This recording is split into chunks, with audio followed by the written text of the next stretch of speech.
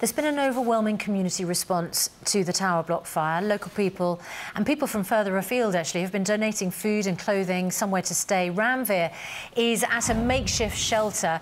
The generosity of people who felt helpless in the face of what they've seen has been overwhelming, hasn't it, Ranveer?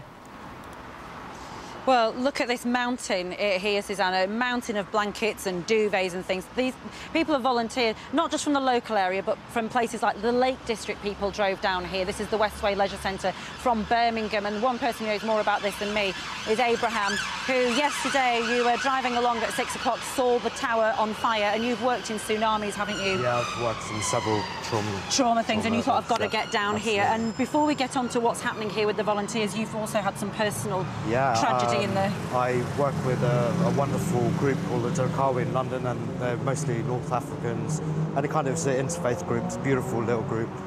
They basically, you know, they have several members of the family stuck in there. And they've died. Yeah, you know, and people that we know, kind of, well, it's just terrible. It's absolutely terrible. You can see, you know, all the clothes here. There's mountains of shoes over there. Listen, tell me, in a sense, what happened when you came here yesterday, because I keep hearing from local people that, in a sense, the council really weren't present very much yesterday. Is that what you found? I think there was a lot of confusion because there were so many points where people just didn't know where to go. This was completely empty. Volunteers we came in, we organised this, we just kind of decided to do this, we organised everything inside, and then we had the council arrive a bit later in the afternoon.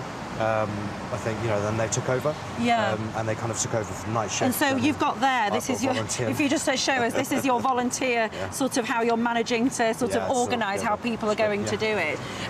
What happened last night when people were volunteering? I mean, it must have really sort of made your heart sing in one way, actually. We had hundreds of volunteers. I mean, literally hundreds of volunteers. Kids. And these were kids, you know, which is, you know, something. What were you seeing? What were they saying? Everyone was, you know, happy. Everyone wanted to help. All the kids wanted to help. All the young teenagers.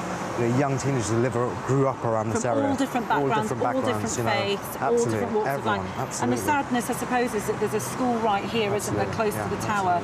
And you were saying that some of those children who were volunteering yesterday will probably wake up today and know they've lost friends. They had messages out saying some of the kids are not going to come into school, so you know what's happening. And just to be clear, you're saying this, and all the other charities are now saying no more physical donations of items, because you've just got too much to deal with here now.